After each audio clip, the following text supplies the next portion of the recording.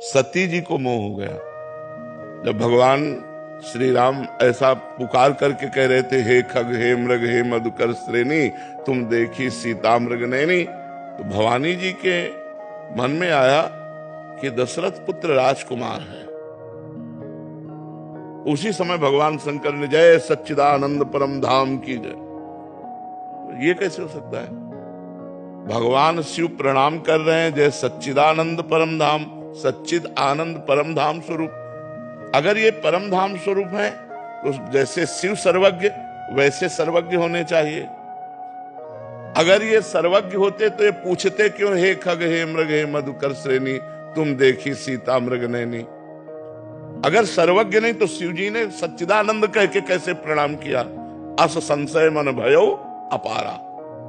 भगवान शंकर ने समझाया, सुनो ये लीला कर रहे हैं, मुनि धीर जोगी विमल संतत मन से जिनका ध्यान करते हैं, ये परब्रह्म परमात्मा है। लेकिन सती जी के मन में बात शिव जी की जमी नहीं कि अगर परब्रह्म है तो हे खग मृग हे मधुकर श्रेणी, ये क्यों?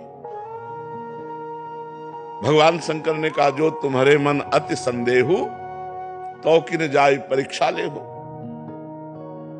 गई और सीता का रूप धारण किया कि अगर ये राजकुमार दशरथ नंदन है तो देखते ही कहेंगे आओ सीता मिल गई, आओ आओ सीते आओ।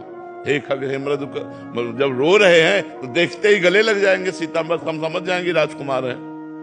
लेकिन जो ही लता से निकली, जो उनका दशरथ नंदन राम, हे भवानी आपको प्रणाम करते हैं और आप वृषभध्वज भगवान शिव के बिना कैसे? कहा बहोरी, कहां वृक्ष केतु, वृक्ष केतु जिनकी ध्वजा में धर्म का चिन्ह है, विपिन अकेली फिरो के हेते, ये अकेले कैसे भगवान शंकर के बिना? सती जी कांप गई, क्योंकि तुरंत प्रणाम किया भगवान राम ने। सती जी कांप गई। अब देखती अनंत ब्रह्मांडों में अनंत राम, अनंत ब्रह्मा विष्णु महेश सब सेवा कर रहे हैं। ओ वैभव की चकरा गई, खोपड़ी आंख मूंद के बैठ गए। तो फिर देखा तो फिर वो ऐसे पूछ रहे, हे खग हे मृग हे मधुकर। वापस आ गई। भगवान शंकर ने कहा कुछ परीक्षा ली। इतना भयभीत हो चुकी थी भगवान की महिमा देखकर, उनका कछु न परीक्षा लील गुसाई कीन प्रणाम। तो कोई परीक्षा नहीं ली, बस जैसे आपने प्रणाम किया था वैसे ही हम प्रणाम करके आ गए। भगवान शंकर ने कहा ऐसा कैसे हो सकता है?